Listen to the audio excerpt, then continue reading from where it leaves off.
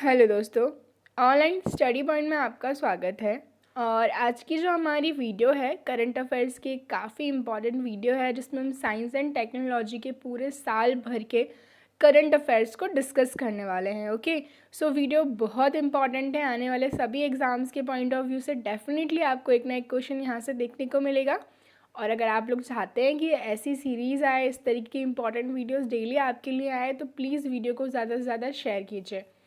अगर आपने अभी तक चैनल को सब्सक्राइब नहीं किया है तो चैनल को सब्सक्राइब कर लीजिए। इसके अलावा हमारा जो मोबाइल एप्लीकेशन है, अगर आपने अभी तक उसको डाउनलोड नहीं किया है तो डाउनलोड कर लीजिए। डेली के free PDFs, audios, quizzes, OSP notes सभी कुछ आपको यहाँ पर मिल जाएंगे। साथ ही साथ ओल्ड करंट अफेयर्स का रिवीजन भी यहाँ पर करवाया जा रहा है। ओके, देखते हैं पहला क्वेश्चन।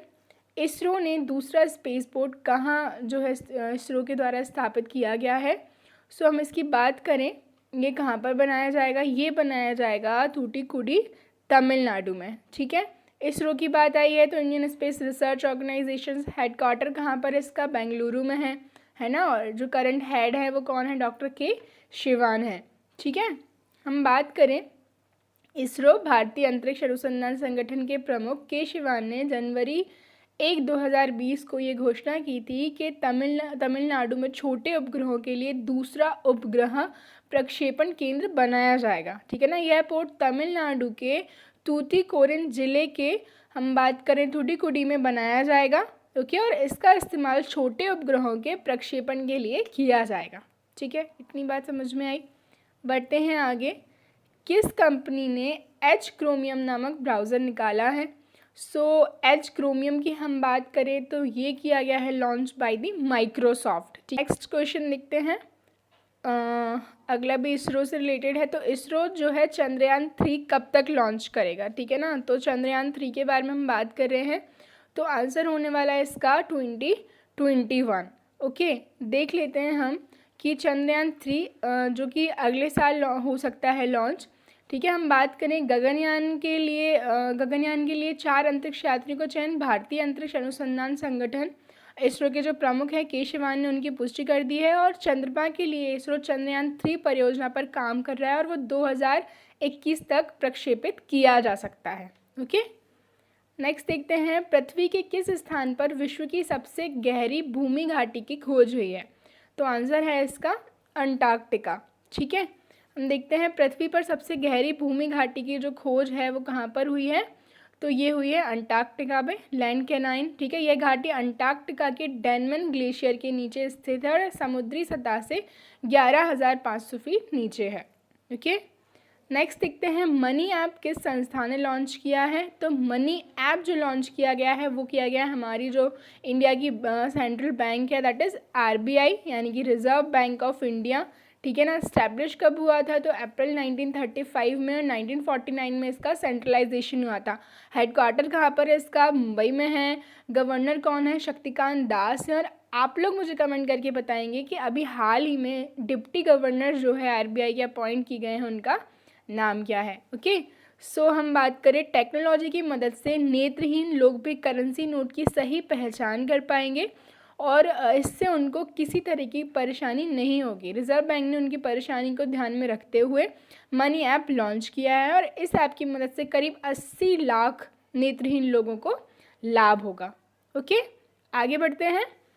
किस संस्थान ने शारीरिक और मानसिक रूप से असक्षम लोगों के लिए आंखों की पुतली से चलने वाला कंप्यूटर बनाया है? तो इसका जो सही आंसर है वो है भारतीय विज्ञान संस्थान बेंगलुरु।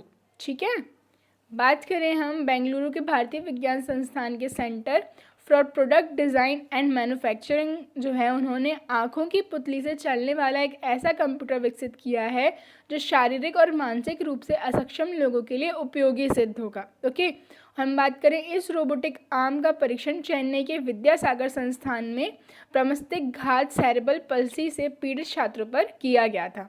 ठीक है, आगे बढ़ें। इसरो के द्वारा गगनयान मिशन, ठीक है, जो 2020 में किस रॉकेट के द्वारा लॉन्च किया जाएगा? ठीक है, 2022 में किस रॉकेट के द्वारा लॉन्च किया जाएगा? तो रॉकेट का जो नाम है वो याद रखिएगा। आंसर है इसका GSLV MK3। ओके, नेक्स्ट देखते हैं। Hello band health monitoring device, ठीक है, ये किस कंपनी से संबंधित है? तो ये संबंधित है अमेज़न से, ठीक है, किससे संबंधित है? अमेज़न से। हम बात करें अमेज़न हेलो नाम का यह डिवाइस सेंसर पैक्ड सिस्टबैंड द्वारा एकत्र किए गए डेटा को आर्टिफिशियल इंटेलिजेंस के ज़रिए सॉफ्टवेयर के साथ शारीरिक और मानसिक स्वास्थ्य के बारे में यूज़र इनपुट प्रदान करेगा, ठीक है। नेक्स्ट क्वेश्चन देखते हैं। हाल ही में पहली उड़ान को सफलतापूर्वक पूरा करने और सौर से चलने वाले फेज़ा 35 का निर्माण किस देश की निर्माता कंपनी द्वारा किया गया है? तो आंसर है इसका क्या होने वाला है आंसर? अगर आप लोगों ने करंट अफेयर्स पढ़े हैं तो बिल्कुल साथ साथ में कमेंट कीजिएगा। आंसर है इसका इंग्लैंड। ओके, हम बात करें फेज़ा 35 को दो ब्रिटिश निर्माता कंपनीज BAE सिस्टम्स एवं प्रिज्मेटिक लिमिटेड द्वारा 2 वर्ष से भी कम समय में डिज़ाइन जो है निर्मित और परीक्षण किया गया। इसका फेज़ा 35 समताप मंडल में 1 वर्ष की अवधि तक सतत उड़ान भर सकता है। और हम बात करें मानव रहित विमान, जो कि हम बात करें दिन में सूर्य से ऊर्जा प्राप्त होगी, जबकि रात भर ये बैटरी से संचालित होगा। नेक्स्ट देखते हैं। विश्व का सबसे बड़ा सोलर ट्री किस संस्था द्वारा स्थापित किया गया है? तो आंसर है इसका CSIR दुर्गापुर बंगाल, ठीक है, सबसे बड़ा सोलर ट्री। हम बात करेंगे CSIR CMERI द्वारा विश्व के सबसे बड़े सोलर पेड़ को विकसित किया गया है और इस सौर पेड़ को पश्चिम बंगाल के दुर्गापुर में, ठीक है ना, जो CSIR CMERI की आवासीय कॉलोनी में स्थापित किया गया है, ठीक है। हम बात करें इस सौर वृक्ष की स्वच्छ और हरित ऊर्जा की 12,000 से 14,000 इकाइयों को बनाने की वार्षिक क्षमता है, जबकि इसकी स्थापित क्षमता जो है कितनी है? 11.5 किलोवाट से अधिक है, ठीक है। नेक्स्ट देखते हैं। विश्व के सबसे बड़े सोलर टेलीस्कोप का नाम क्या है? तो सबसे बड़े जो सोलर टेलीस्कोप जो बनाया गया है उसका नाम क्या है? डैनियल के इनॉय सोलर टेलीस्कोप। क्या नाम है? डैनियल के इनॉय सोलर टेलीस्कोप, ठीक है। बात करें हम अमेरिकी नेशनल साइंस फाउंडेशन की, डैनियल के इनॉय सोलर टेलीस्कोप हवाई के मॉई द्वीप पर स्थित 4 मीटर की एक सौर दूरबीन है। वर्तमान में विश्व की सबसे बड़ी सौर दूरबीन है। ओके, किस सोशल प्लेटफॉर्म द्वारा बिजनेस सूट निकाला गया है? तो आंसर है इसका फेसबुक, ठीक है। फेसबुक ने हाल ही में फेसबुक बिजनेस सूट लॉन्च किया है, जो लोगों के लिए अपने छोटे व्यवसायों का प्रबंधन करने के लिए एक नया इंटरफेस है। जो लोग फेसबुक और इंस्टाग्राम पर अपने व्यवसाय का संचालन करते हैं वे अपने प्रोफाइल और विज्ञापनों को प्रबंधित कर सकते हैं। आगे बढ़े, देखते हैं अगला क्वेश्चन। जो 108वीं भारतीय विज्ञान कांग्रेस है उसका आयोजन कहाँ किया जाएगा? तो इसका आयोजन किया जाएगा पुणे में। ओके, 3 से 7 जनवरी 2021 के मध्य 108वें भारतीय विज्ञान Congress, okay, Indian science Congress 2021 ये किया जाएगा। इसका कहाँ पर? सिम्बायोसिस इंटरनेशनल जो यूनिवर्सिटी है कहाँ पर? पुणे, पुणे इन दी महाराष्ट्र। नेक्स्ट देखते हैं, हाल ही में किस बैंक ने माई ऐप जो है लॉन्च किया है? तो ये किया गया है बाय दी HDFC बैंक, ठीक है। और हम बात करें, ये जो है डिजिटल पेमेंट्स को बढ़ावा देने के लिए इस ऐप को लॉन्च किया है। नेक्स्ट देखेंगे नैनो विज्ञान, ठीक है, नैनो साइंस और प्रौद्योगिकी पर अंतर्राष्ट्रीय सम्मेलन आइकनसेट 2020 का आयोजन कहाँ किया गया? तो आंसर है इसका कोलकाता, है ना। 5 से 7 मार्च 2020 के मध्य नैनो विज्ञान और प्रौद्योगिकी पर अंतर्राष्ट्रीय सम्मेलन ICONSAT international conference on nano science and technology 2020 कहाँ पर हुआ? कोलकाता में। और इस सम्मेलन में नैनो विज्ञान के क्षेत्र में भारत की वर्तमान आवश्यकता पर विचार विमर्श किया गया। नेक्स्ट देखते हैं क्वेश्चन, हाल ही में किस देश ने स्वचालित बुलेट ट्रेन लॉन्च की है? तो आंसर है इसका चाइना, यानी कि चीन। चीन में 350 किलोमीटर की गति से दौड़ी दुनिया की पहली high speed driverless bullet train, ठीक है ना। और हम बात करें इसका बुलेट ट्रेन का रखरखाव और मरम्मत का काम सभी क्या करने वाले हैं? रोबोट करने वाले हैं। और चीन में बगैर ड्राइवर के जो है ये ट्रेन चलाई गई। आगे बढ़े, DRDO ने किसकी पुण्यतिथि पर नवाचार प्रतियोगिता डेयर टू ड्रीम 2.0 का शुभारंभ किया? तो आंसर है doctor Abdul Kalam Azad, missile man of India, हम बात करें DRDO द्वारा एक नवाचार प्रतियोगिता डेयर टू ड्रीम 2.0 शुरू की गई, जो कि पूर्व राष्ट्रपति और प्रसिद्ध वैज्ञानिक डॉक्टर APJ अब्दुल कलाम की पुण्यतिथि पर जो है इसका आयोजन किया गया। ठीक है, नेक्स्ट देखेंगे NPCI ने किस नाम से नया पेमेंट प्लेटफॉर्म निकाला? तो आंसर इसका वज्र। ठीक है, भारतीय राष्ट्रीय भुगतान निगम national payments corporation of India ने ब्लॉकचेन तकनीक पर आधारित एक नई प्रणाली वज्र प्लेटफॉर्म का शुभारंभ किया है।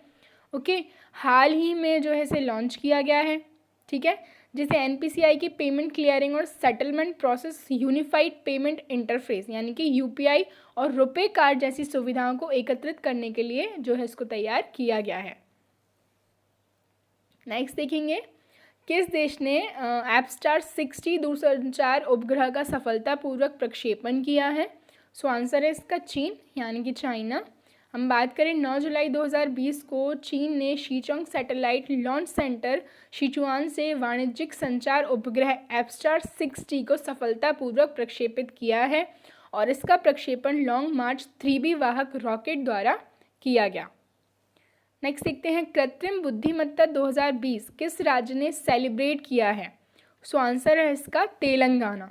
ठीक है, देखते हैं तेलंगाना सरकार ने उभरती हुई प्रौद्योगिकी से संबंधित विभिन्न गतिविधियों का आयोजन करके 2020 को कृत्रिम बुद्धिमत्ता वर्ष घोषित करने का निर्णय लिया और बहुत सारे हैकाथॉन और बैठकें जो हैं इसमें हुई और सरकारी एजेंसियां चुनौतियां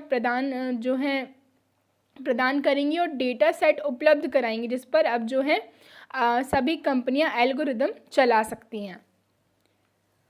तेलंगाना जो है हमारा एक ऐसा स्टेट है जो आंध्र प्रदेश से अलग होकर के फॉर्म हुआ है ना। और हम बात करें जून 2014 में कैपिटल क्या है? हैदराबाद है। नेक्स्ट देखेंगे हम क्वेश्चन किस देश के पहले मंगल मिशन होप को जापान ने तनेगाशिया स्पेस सेंटर से लॉन्च किया है? सो आंसर इसका संयुक्त अरब अमीरात यानी कि UAE United Arab Emirates. Okay, बात करें 19 जुलाई 2020 को संयुक्त अरब अमीरात के पहले मंगल मिशन जो कि नाम है इसका होप, उसको जापान के तानेगाशिमा स्पेस सेंटर से लॉन्च किया है। ठीक है ना। लॉन्च होने के बाद होप लगभग 200 दिनों तक मंगल ग्रह की परिक्रमा करेगा, जिसके बाद यह UAE की स्थापना की 50वीं वर्षगांठ के साथ वर्ष 2021 तक लाल ग्रह की कक्षा में प्रवेश करेगा। लाल ग्रह मतलब Mars. It's between you programme किस कंपनी द्वारा निकाला गया? तो आंसर इसका व्हाट्सएप है ना। व्हाट्सएप ने अपने brand campaign it's between you के लिए बॉलीवुड निदेशक गौरी शिंदे और विज्ञापन एजेंसी BBDO जो है इंडिया की सर्विसेज ली हैं।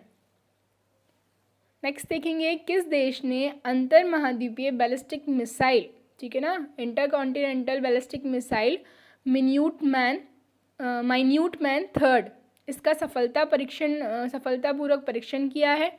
सो हम बात करें ये किस देश की है? ये है USA की। ठीक है, minute man third intercontinental ballistic missile है। हम बात करें संयुक्त राज्य अमेरिका द्वारा 4 अगस्त 2020 को कैलिफोर्निया स्थित बैंडेनबर्ग एयरफोर्स बेस से अंतर महाद्वीपीय ballistic missile minute man third का सफलतापूर्वक परीक्षण किया गया। नेक्स्ट देखेंगे इसरो के द्वारा किस देश का सैटेलाइट अमेजोनिया 1 जो है भेजा गया? हम बात करें आंसर होने वाला है इसका ब्राज़ील। ठीक है, देखते हैं भारतीय अंतरिक्ष अनुसंधान संगठन ने ब्राज़ील के अमेजोनिया 1 उपग्रह को जो है लॉन्च किया है। इस उपग्रह को polar satellite launch vehicle PSLV पर अगस्त 2020 तक मुख्य पेलोड के रूप में लोड किया। इस उपग्रह का स्थानीय रूप से ब्राज़ील में डिज़ाइन और परीक्षण किया गया है। यह पृथ्वी अवलोकन वाला पहला उपग्रह होगा। ठीक है, ब्राज़ील दक्षिण अमेरिका कॉन्टिनेंट में सिचुएटेड है। किस प्रौद्योगिकी ने असाइनमेंट शैक्षिक उत्पाद किस कंपनी द्वारा जो है लॉन्च किया गया है? ठीक है, मतलब जो असाइनमेंट शैक्षिक उत्पाद है किस कंपनी द्वारा लॉन्च किया? आंसर है इसका गूगल। सो गूगल ने असाइनमेंट नाम से एक नया शैक्षिक उत्पाद पेश किया है। ये छात्रों के काम के लिए ग्रेड वितरित करेगा और पुरस्कार देने के लिए शिक्षकों के लिए डिज़ाइन किया गया एक एप्लीकेशन है। अगला देखेंगे क्वेश्चन, जैविक किसानों की कुल संख्या के संदर्भ में भारत का विश्व में कौन सा स्थान है? तो आंसर है इसका पहला। ठीक है, केंद्रीय कृषि एवं किसान मंत्रालय की एक विज्ञप्ति के अनुसार जैविक किसानों की कुल संख्या के संदर्भ में भारत का विश्व में पहला स्थान है। जैविक कृषि के तहत कुल क्षेत्रफल की दृष्टि से भारत का विश्व में 9वां स्थान है। नेक्स्ट देखेंगे हम प्रोजेक्ट कुइपर सैटेलाइट विनिर्माण के लिए किस कंपनी के द्वारा जो है ये लाया गया, ठीक है। तो आंसर होने वाला है इसका अमेज़ॉन, ठीक है। इसरो ने किस नाम से मानव रोबोट बनाया, तो आंसर है इसका व्योम मित्र, ठीक है। देखेंगे हम इसरो ने अपनी पहली महिला जो है ह्यूमॉइड इंसान जैसी दिखने वाली रोबोट का जो है प्रोटोटाइप पेश किया है। इस रोबोट का नाम क्या है, व्योम मित्र। किस आईआईटी ने बहुउपयोगी माइक्रो प्रोसेसर मॉशिक को निर्मित किया है, तो आंसर है इसका आईआईटी मद्रास। मॉशिक एक हम बात करें processor come system on chip है जो तेज़ी से बढ़ते आईओटी उपकरणों की आवश्यकताओं का ध्यान रख सकता है, जो डिजिटल भारत के स्मार्ट शहरों का एक अभिन्न अंग है, ठीक है। नेक्स्ट देखेंगे हम ई वेस्ट क्लिनिक किस शहर में खोला गया, तो आंसर है इसका भोपाल, मध्य प्रदेश। भारत के पहले ई कचरा यानी कि ई वेस्ट क्लिनिक का उद्घाटन मध्य प्रदेश के भोपाल में किया गया और ये घरेलू और वाणिज्यिक दोनों इकाइयों के कचरे को अलग अलग कर प्रसंस्करण करने और निपटान करने में सक्षम होगा। ई कचरा क्लिनिक का उद्घाटन हम बात करें सीके मिश्रा जो कि पर्यावरण, वन और जलवायु परिवर्तन मंत्रालय के सचिव हैं, उनके द्वारा किया गया। सो गाइज़, ये जो थी हमारी आज की वीडियो थी। आई होप वीडियो आपको पसंद आई हो। प्लीज़ इसको ज़्यादा से ज़्यादा लाइक करें, शेयर करें और चैनल को सब्सक्राइब करें। Thank you.